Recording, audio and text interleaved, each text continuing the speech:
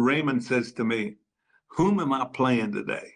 And I said, "You're playing me, Mr. Floyd." He said, "Who are you?" I said, "I'm nobody." I said, "I just do the handiwork around here and I play." He said, "I'm not going out to look at no golf course." That's what Raymond said. He said, "I'm playing the locker room attendant." He said, "I'm not going out there." Raymond Floyd was not a golfer. He was a predator who happened to carry clubs. For over 3 decades, he stalked the fairways of the PGA Tour like a man who had never once confused a golf course with a country club. While other players smiled, shook hands, and made friends, Floyd was doing something entirely different. He was studying weaknesses. He was filing grudges.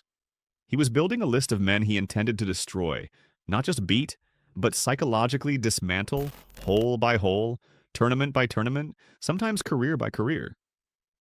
His weapon was not his swing, it was his stare, a cold, unblinking, predatory fixation that his own wife said appeared right before he entered a zone where he never lost. Payne Stewart called it terrifying. Seve Ballesteros felt it physically. Nick Faldo carried the scar of it for decades. And every man on this list felt it in ways they never fully recovered from. Today, at 84 years old, the full story of Raymond Floyd's 5 most hated rivals is finally out in the open. And trust me, this one is going to leave you speechless. If this is your first time here, welcome to the channel. Hit that subscribe button right now because we cover the untold, unfiltered, and completely unforgettable stories of golf that nobody else has the nerve to touch. Let us get into it. Number 5. Hale Irwin. Some rivalries are born from a specific moment. A lost bet, a public embarrassment, a comment made in the wrong locker room at the wrong time. Those rivalries have a shape to them, a beginning, a flashpoint, a wound that both parties can point to when explaining why they cannot stand the sight of each other. The problem with Raymond Floyd and Hale Irwin is that their rivalry never had a single trigger. It had something far more combustible at its core. 2 identical personalities trying to occupy the same space at the same time, and neither one of them willing to move an inch. Hale Irwin was every bit the alpha that Floyd was. 3 U.S. Open titles, including a victory at Medina in 1990 at the age of 45, that stands as one of the most remarkable achievements in major championship history. A brain sharp enough to have earned a football scholarship to the University of Colorado. A stare of his own that more than a few tour players described as deeply unsettling. Irwin was the kind of man who made a room feel smaller the moment he entered it. Not through warmth, but through a quiet, suffocating competence that made everyone else feel slightly less capable of what they thought they could do. On paper, these 2 men should have respected each other the way that lions respect lions. A shared understanding between 2 creatures who recognized greatness in the mirror of each other's eyes. What actually happened was closer to what lions do when they are forced to share the same territory with no clear boundary between them. There is no mutual acknowledgement. There is no detente. There is only the sustained, low-level aggression of 2 apex predators who refuse to accept that the savannah is big enough for both of them. Floyd's primary psychological weapon, the one he had honed over 30 years of tour competition, was the act of erasure. He would systematically remove the existence of a playing partner from his conscious awareness, treating them not with hostility but with something far more insulting, total irrelevance. You were not his enemy. You were not even his competition. You were furniture, an obstacle no more significant than a bunker or a crosswind. This tactic worked with devastating consistency on almost every man he ever played with, because almost every man he ever played with needed some form of acknowledgement to anchor their confidence. The small nod after a good shot, the brief eye contact that confirmed you were a legitimate competitor. Floyd denied them all of it, and the results were predictable. Confidence crumbled, focus fractured, the score followed. But Irwin needed none of it. He had built his own internal world of focus that was just as sealed. I'm just as cold and just as resistant to outside weather as Floyd's. When Floyd erased Irwin from his awareness, Irwin simply returned the favor. When Floyd's stare swept the horizon with its predatory blankness, Irwin looked at the same horizon with exactly the same expression. 2 men standing 6 feet apart, both operating in complete psychological isolation, both waiting for the other to flinch. Nobody flinched. That was the whole problem. What made this dynamic uniquely maddening for Floyd was not that Irwin beat him often, though he did, but that Irwin refused to be affected by him. Floyd had built his entire competitive identity around the power of his presence. The look worked because it worked on everyone, except here was Hale Irwin, 3 U.S. Opens around his neck, staring at the same target with the same blankness, and giving Floyd absolutely nothing to work with. No anxiety, no hesitation, no social signal that could be exploited or amplified. Just silence meeting silence across the width of a fairway. The locker room dynamic between these two men was equally frigid. Former tour players who were present during the same eras describe a mutual awareness that was almost physical. They did not exchange insults. They did not create scenes. What they did was something far more eloquent in the language of elite competition. They moved through shared spaces as though the other did not exist. Not the performed ignorance of Floyd's tactical erasure, but something more instinctive and more genuine. A deep, settled, uncomplicated dislike that required no maintenance because it had become simply part of who they both were. There was never a resolution. There was never meant to be one. Two lone wolves do not sit down and work out a peace agreement. They either avoid each other's territory or they fight for it. And these two did both depending on the week, the tournament, and how much ground was at stake. Consider the broader context of what this rivalry actually represents in the history of the sport. Professional golf in the 1970s and 1980s was not the polished, sponsor-friendly, media-trained environment that exists today. It was a harder world. A world shaped by men who had learned their competitive philosophies in conditions that rewarded ruthlessness, where the psychological infrastructure of the locker room was built on a code of dominance that the modern game has largely abandoned in favor of brand management and social media presence. In that world, Floyd and Irwin were both products of the same harsh environment. Both had forged their identities in the crucible of major championship pressure and the money match circuit and the relentless weekly grind of a tour, where the difference between winning and missing the cut was the difference between paying your bills and wondering how you would. Both men had learned that softness was expensive and that the moment you allowed another competitor to see something in you that they could use, you had handed them a weapon they would not hesitate to deploy. The difference was that Floyd had built his career on the premise that he was unique, that his psychological approach was singular, that his particular brand of predatory focus was a tool available only to him by virtue of his specific history and his specific personality. And then here was Hale Irwin, standing 10 feet away on any given Thursday afternoon, wearing the same expression, generating the same impenetrable silence, absorbing the look without any visible damage and sending it straight back. It was not just a competitive inconvenience. It was an existential challenge to the story Floyd told himself about who he was, and what made him different from every other man on the course. Floyd remains, even now, one of the very few men in the history of professional golf who could neutralize Floyd's most potent psychological weapon simply by being himself. That is its own kind of greatness, even if neither man would ever admit it. Number 4. Payne Stewart. Raymond Floyd did not need to shout at Payne Stewart. He did not need to say a single word, deliver a single threat, or make a single gesture that anyone watching from the gallery could have pointed to as unsporting. That was precisely what made it so effective, and precisely what made it so impossible to defend against. During the 1986 U.S. Open at Shinnecock Hills, one of the most demanding and historically significant venues in American golf, Stewart found himself paired with Floyd during the pressure-soaked rounds that would define the week. What he encountered was not a competitor in any conventional sense of the word. What he encountered, and this is in Stewart's own recollection, was something that did not feel entirely human. He described Floyd in those moments as a shark, not someone who was playing like a shark, not someone who had the competitive instincts of a shark, a creature that had evolved specifically to hunt in this environment, and that operated entirely outside the normal social and emotional rules that governed the behavior of every other person in the field. To understand why this was so psychologically devastating, you have to understand what professional golf actually is beneath the manicured surface of the broadcast. It is a solo sport played in public with a competitor standing 10 feet away from you for 4 to 6 hours at a time. Every element of that environment requires a delicate social negotiation. You acknowledge good shots. You manage the rhythm of play.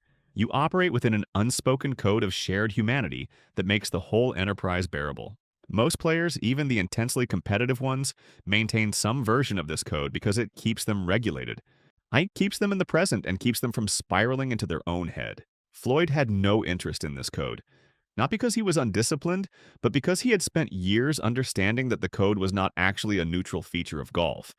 It was a psychological stabilizer, and if he removed it from a playing partner's experience, the partner would have to find that stability entirely within themselves in the middle of a major championship, under conditions specifically designed to make self-regulation as difficult as possible. Floyd's tactic against Stewart was the purest and most refined expression of his dark approach. No words, no eye contact that could be interpreted as acknowledgement. No nod after a good shot, no shake of the head after a bad one. Use simply the complete and total removal of Stewart's existence from Floyd's awareness. Not contempt, which would have been something Stewart could have used, could have converted into competitive fuel, could have pushed back against nothing. Absolute, impenetrable nothing. By refusing to engage in the small but structurally critical social rituals of professional golf, the brief exchange of pleasantries walking between holes, the shared acknowledgement of a difficult pin position, the basic human confirmation that another person was occupying the same physical space, Floyd forced Stewart into his own head with no company except his own doubt. And doubt, when left alone with a man in the middle of a major championship, does not sit quietly. It expands, it colonizes. It starts asking questions that have no good answers. Yeah, Stewart was a genuinely talented man, stylish and expressive in a way that very few tour players ever managed, with the kind of personality that galleries responded to immediately and warmly. He was confident in the way that good players are confident, not arrogantly but solidly, on the foundation of years of work and a body of results that justified belief in himself. Under normal circumstances, he was exactly the kind of competitor who could hold his nerve when the tournament was on the line. But playing with Floyd during a major was not a normal circumstance. It was a psychological endurance test of a very specific and very unusual kind, and Stewart, by his own admission, was not equipped to pass it. He felt hunted, not in the sense that Floyd was actively pursuing him around the course, but in the sense that something in the immediate environment had shifted into a predatory register, and he could not locate the source of it clearly enough to defend against it. He felt like prey, and the most terrifying element, the detail that lingered longest in his memory, was that Floyd never once looked at him as though he was worth the effort of hunting. He looked through him, like he was not there, like his presence on the course was a clerical error that would eventually sort itself out. That distinction matters enormously in the psychology of competition. Being targeted is uncomfortable, but it is also affirming in a dark way. It means you are considered a threat. Being ignored by someone who is dominating the field around you is something else entirely. It says that you are not even a factor in the calculation, that the outcome is already determined and you are simply a bystander to your own elimination. That is not gamesmanship in the traditional sense of the word. That is psychological annihilation delivered through the mechanism of complete silence. And it worked on Payne Stewart with a precision that Floyd himself would have recognized as one of his cleanest operations. Number 3, Nick Faldo. This one is different from all the others on this list, because every other entry is a story about a man that Raymond Floyd chose to target, to diminish, to weaponize his presence against. This one is the reverse. This is the story about the one man who broke Raymond Floyd first, and about what Floyd spent the next 30 years doing with the wreckage. The 1990 Masters is the wound that never healed and never was going to heal.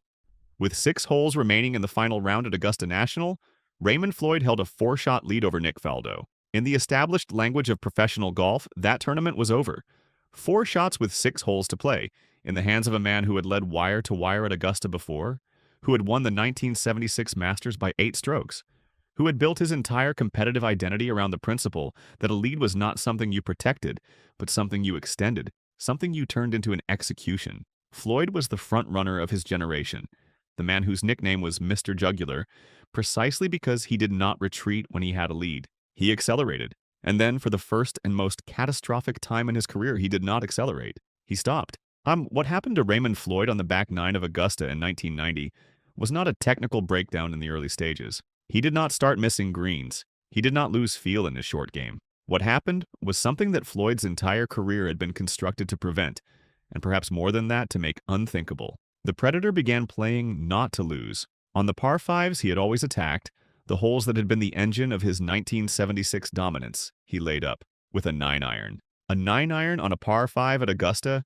from a man who had spent 20 years making clear that par 5s were not challenges but opportunities. On the approach shots, he would normally have attacked with the full-throated aggression that had defined his career.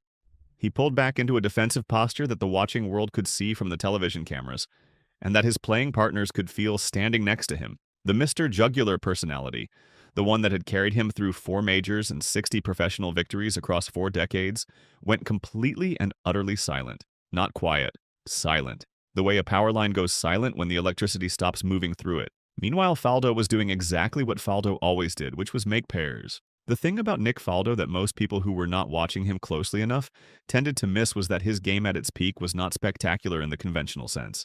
It was relentless. It was a kind of golfing water torture, the steady, patient, uninterrupted accumulation of regulation scores that created no drama. You offered no opening and gave the man in front of him absolutely nothing to react to. Faldo did not go on a birdie run that Floyd could point to as a hot streak. He simply kept making pairs while Floyd kept laying up, kept pulling irons, kept bleeding shots one at a time until the 4-shot cushion was gone and they were tied. And then Faldo was ahead, and then they were in a playoff. On the second hole of that playoff, Floyd jerked a 7-iron into the water. The tournament was over. He described it as the most devastating thing of his entire career. Not a phrase he would have used lightly given the 4 decades of competition, the championships, the rivalries, the grinding tour grind of 30-plus years. The most devastating thing. More painful than any of the near misses and close calls that accumulate over a career of that length. Why? Because it was not just a tournament he had lost. It was proof of something he had never been willing to accept and had spent 30 years constructing an elaborate psychological fortress to deny. That the predator could become the prey, that the look could fail, that the armor beneath all the layers of deliberate cold and weaponized silence and Mr. Jugular aggression was not actually made of steel.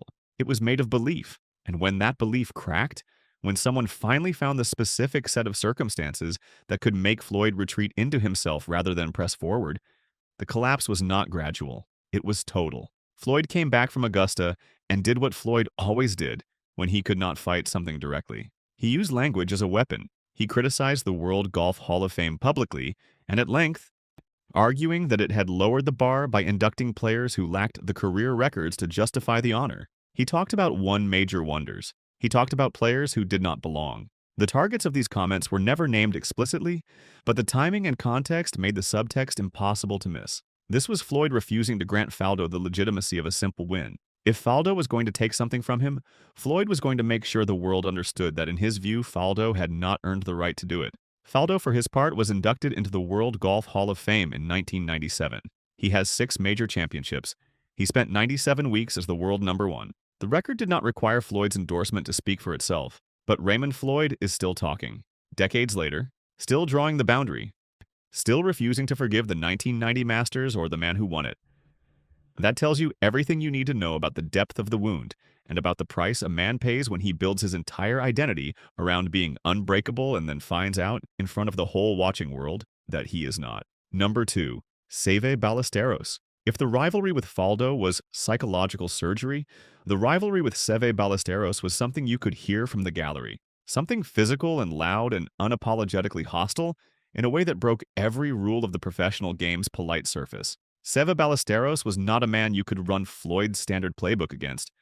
The weaponized silence, the peripheral erasure, the cold tunnel vision stare that made opponents feel invisible, none of that was going to land on Seve the way it landed on the rest of the field. Because Seve was himself a master of the psychological dimensions of competition in a way that very few players in the history of the game have ever matched. He was theatrical and emotional and intensely combustible, and he understood that the emotional temperature of a match was not just a byproduct of the golf. It was a competitive tool, a lever you could pull, a weapon you could pick up and use. In many respects, Seve Ballesteros was the European version of Raymond Floyd. Not in style, they could not have been more different in style, but in fundamental competitive philosophy. Both men wanted to win. Both men wanted the opponent to know they wanted to win. Both men were willing to operate in spaces that most professional golfers found uncomfortable. Because most professional golfers at the end of the competition wanted to go home and not have made any enemies. Floyd and Seve had no such interest, which is exactly why they despised each other. When two men with identical instincts for psychological combat meet, there is no clean equilibrium. There's only a constant, exhausting, escalating battle for dominance with no clear endpoint and no mechanism for resolution, because neither man is capable of the kind of strategic retreat that would allow both parties to simply move on. The confrontation between them in match play reached the point of physical contact. Floyd elbowed Seve in the ribs. This was not a casual brush in a crowded space. This was a deliberate, purposeful physical intrusion into Ballesteros' personal space during competition. A message delivered not in words, but in the most primitive available language. I am here.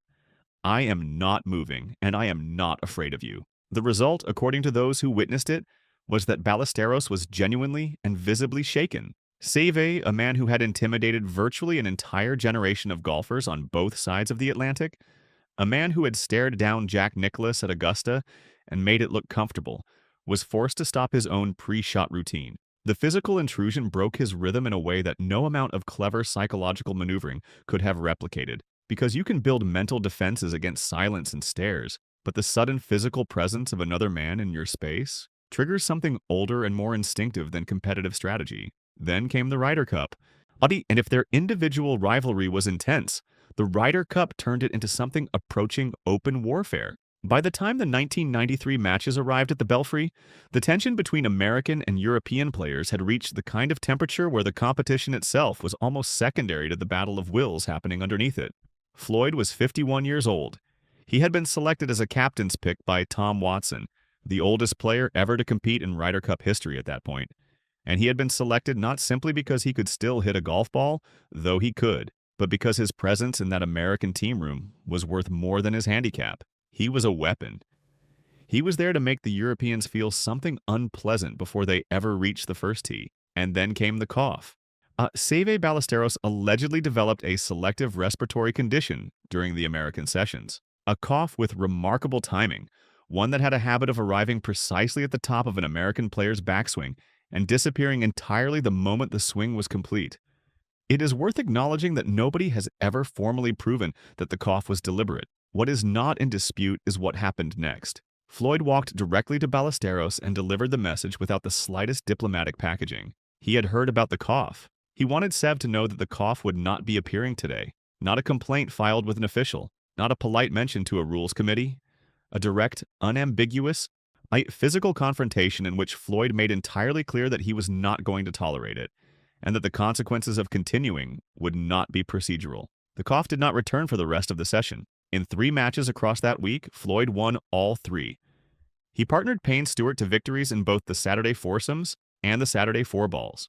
Then in Sunday singles, he defeated Jose Maria Olazabal 2 and 1, sealing 3 birdies on the back 9 to help clinch the cup for the United States. At 51 years old, against players who were in some cases 30 years younger than him, against a European team that was playing on home soil in front of a crowd that wanted American blood.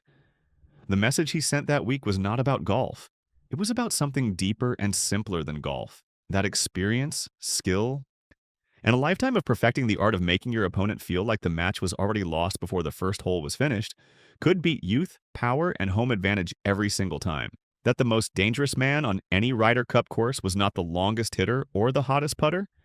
It was the man who understood better than anyone else alive that the real competition was not between golfers. It was between the space in a man's chest where his confidence lives and the external forces assembled to destroy it. Floyd understood that space better than any player of his era. And in 1993, against Seve and the rest of the European team, he proved it one last time at the highest level the game offers. Number 1. Lee Trevino. Every villain has an origin story. And for Raymond Floyd, the story does not begin at Augusta or at Shinnecock or at any of the grand venues where his reputation was cemented in major championship glory. It begins in El Paso, Texas, in the sweltering heat of the 1960s, in a money match between a tour player who thought he knew exactly what he was doing and a local bag boy who knew a great deal more than he was letting on. Floyd arrived in El Paso with the specific and unexamined confidence of a man who had already decided the result before the match began. He was a tour player. He had already won on the circuit. He had been competing at the highest level the game offered, while this local kid was carrying bags for a living at a course outside the city. By every conventional measure of the sport, this was not a fair fight. Floyd was the better golfer. He was certain of it. And in professional golf, when you are certain you are the better player, you tend not to spend a great deal of time preparing for the alternative. Lee Trevino was not the better ball striker on that day. He may not even have been the better golfer in the strict technical sense. What he was without question was the better competitor in the most complete meaning of that word. He had been raised in the money match circuit, a world with its own ruthless and elaborate codes that had almost nothing in common with the genteel culture of the PGA Tour. In the money match world, the actual quality of your golf was only one variable in the outcome, and not always the most important one. What mattered equally, sometimes more, was your ability to manage the other player's belief in themselves, to make them comfortable enough to bet heavy, to make them confident enough to press the wager, and then, at exactly the right moment, to reveal that everything they thought they knew about the match, about the stakes, about their own advantage, was wrong. Trevino did not just beat Floyd. He systematically dismantled him. He took his money in a fashion that had the specific and unmistakable quality of a performance. Not a genuine contest where the better man happened to win on the day, but a constructed experience in which Floyd's certainty had been used against him, in which his assumption of superiority had been the primary mechanism of his own defeat. He had been hustled in the full and original sense of that word, and the humiliation was not simply in the loss. It was in the recognition, arriving too late to do anything about it, that he had never actually been in control of the situation at any point. Floyd left El Paso with two things missing: his money and his certainty. And for a man who had built his competitive psychology on the foundation of absolute self-belief, losing the second one was considerably more damaging than losing the first. The lesson he drew from El Paso was the intellectual foundation of everything that followed in his career. If the mental game was the real game, and Trevino had just provided a brutal tutorial in exactly that, then Floyd was going to become the master of the mental game. Not by developing the warmth and the hustle and the performance that Trevino used, but by going in the exact opposite direction, by removing warmth entirely. By replacing the social ease of the 1960s playboy with a silence so complete and a focus so absolute that opponents would have no social surface to engage with, no human response to trigger, no opening to exploit. Floyd became impossible to hustle because he became impossible to read. There was nothing to read. There was only the stare and the club selection and the ball landing on the green. The irony that powers this entire story is enormous. Raymond Floyd became the most feared psychological competitor in the history of professional golf, specifically because Lee Trevino taught him what psychological warfare looked like from the other side of it. Trevino was the architect of Floyd's transformation without ever intending to be, and without ever receiving any credit for it, because Floyd refused to give him any. The cold shoulder between them lasted the entirety of their careers. Decades of tour events, Ryder Cups, senior tours, television appearances, charity events, and the endless circuit of professional golf's social occasions. And the two men maintained a distance that the people around them could feel without being told it was there. Floyd viewed Trevino's constant chatter, his natural warmth with galleries, his easiness in every room he entered, as a form of arrogance disguised as friendliness, a show. A performance designed to project an image that benefited Trevino at the expense of anyone sharing his orbit. Trevino, for his part, understood exactly what was happening. He knew that Floyd's silence was not just focus. He knew it was specifically, pointedly directed at him in a way it was not directed at anyone else. He had felt the particular quality of Floyd's disdain and recognized it for what it was. The disdain of a man who could not forgive a lesson he had needed. Two men, one money match in a Texas city in the middle of the decade. A lifetime of unresolved score carried the full length of careers that between them spanned 6 decades of professional golf, 4 major championships apiece, and a combined legacy that shapes how the game is still discussed and still played today. Floyd never acknowledged that Trevino made him. Trevino never demanded the acknowledgement, and the silence between them became, in its own way, the loudest thing Raymond Floyd ever said. Raymond Floyd spent his career making the game smaller for everyone around him. He walked fairways like a man who had already been told the result and was simply managing the paperwork. No, he stared through opponents until they questioned whether they had the right to stand in his space. He turned professional golf into a private war that most of his rivals did not even realize they had entered until they were already losing it. At 84, the armor is still there. The bitterness over 1990 is still there. The refusal to soften, to apologize, to pretend that any of what he did was anything other than a completely conscious and deliberate strategy to break the minds of the men standing between him and victory is still absolutely there. He chose dominance over popularity. He chose enemies over allies. He chose the cold, unblinking stare over the smile. He chose at every single fork in the road the version of himself that was more feared rather than the version that was more loved. And the record, 60 professional wins, 4 major championships, victories in 4 consecutive decades, the oldest man in Ryder Cup history still winning points at 51, shows that for the overwhelming majority of his career that was the correct choice. What it cost him was warmth, a legacy built on affection rather than fear, the kind of love that follows a man into rooms long after he has stopped competing, the love that Jack Nicklaus and Arnold Palmer carry with them wherever they go, not because they were necessarily nicer men in any simple sense, but because they let people in occasionally, dropped the armor enough to be human in ways that spectators and peers and the watching public could hold on to long after the last scorecard was signed. Nicklaus could be ferociously competitive on a Friday afternoon and gracious at the trophy ceremony in a way that made people feel the sport had given them something beyond the result. Palmer turned every gallery into a personal relationship. They were beloved not despite their competitiveness, but alongside it, because the competitiveness existed within a human frame that people could recognize and connect with. Floyd never built that frame. He decided early, possibly in El Paso, possibly before that in the military household of a career Army officer in Fort Bragg, that the frame was a vulnerability, that allowing people to feel they knew you was simply giving them more surfaces to push against. He played 60 professional wins with his face pressed against the window of greatness and his back turned completely to the warmth of the crowd. He won 4 majors in silence and gave almost nothing back in the currency of human connection that the sport's greatest figures have always understood to be part of the transaction. The result is a legacy that is admired at a distance. People respect what Floyd accomplished. They respect the 4 decades of elite competition, the wire-to-wire Masters, the late career U.S. Open at 43, the Ryder Cup points at 51. The numbers do not require affection to be impressive, but they do not love him the way the game loves its great figures. And at 84, with the full arc of the career visible and the last competitive round long behind him, that distinction has a weight to it that the trophies cannot balance out entirely. Floyd never let the armor down, not once, not publicly, because he understood, at a level deeper than strategy, that the armor was not something he put on. It was something he had built himself into. El Paso did not just teach him to be harder. El Paso taught him that softness was a liability, that warmth was an opening, and that in the specific arena of elite professional golf, the man who refused to be known was the man who could never be beaten by someone who thought they knew him. Whether that trade was worth it is the question that lingers over his legacy at 84 in a way that the wins and the titles cannot quite settle. Something tells you that Raymond Floyd looked at that question a long time ago, put it down, and never picked it up again. Some men are built for love. Some men are built for winning. Raymond Floyd was built for one thing, and the stare that broke men across 3 decades on the PGA Tour tells you exactly which one it was.